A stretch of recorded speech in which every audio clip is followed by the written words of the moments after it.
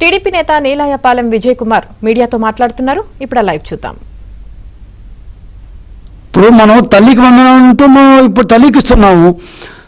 దుర్దశతో అమ్మ అనే దేవత లాంటిది.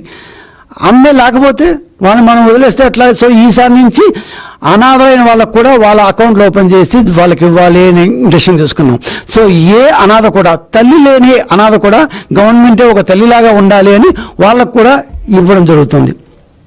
సో ఈ 15,000లో 2,000 రూపాయలు ఒట్టిగా స్కూళ్ళు ఆయన ఏదో ఒక పేరు పెట్టి 4-5 వేల స్కూళ్ళని ఏదో చేసి అన్నాడు. మొత్తం కాంట్రాక్ట్లు ఇచ్చారు, బాగా బొక్కేశారు. ఇది అట్లా కాకుండా దీంట్లోనే 2,000 రూపాయలు చేసి స్కూళ్ళలో బాత్రూమ్లు, టాయిలెట్లు బాగా క్లీన్ చేయడానికి, ఏమంటారు, శుచిగా శుభ్రతతో ఉండే విధంగా అది కూడా చేయడం జరుగుతుంది.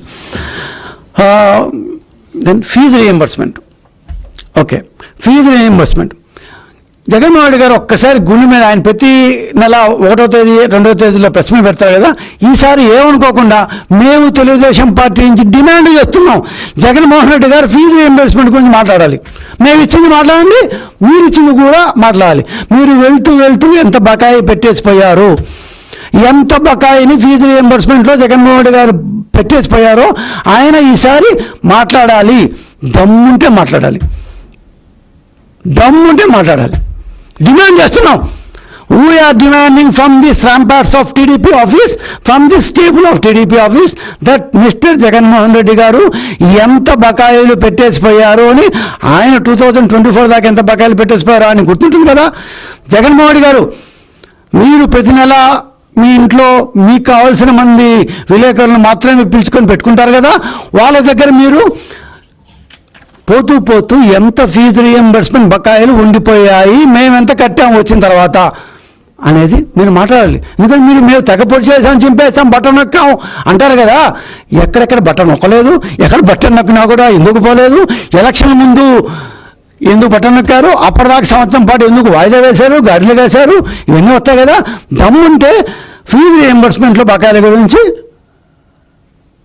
వైసీపీ అధినేత, గొడ్డల పార్టీ అధినేత జగన్మోహన్ రెడ్డి గారు మాట్లాడాలి. ఓకే, ఆయన డిమాండ్ స్వీకరిస్తే ఆయన విఘ్నత, ఒకే స్వీకరించకపోయినా నేనే చెప్తాను. జగన్మోహన్ రెడ్డి గారు, మీ విద్యా దీవెన, మీ యొక్క దాన్ని ఉంటారు పథకం పేరు, అది నకిలీ.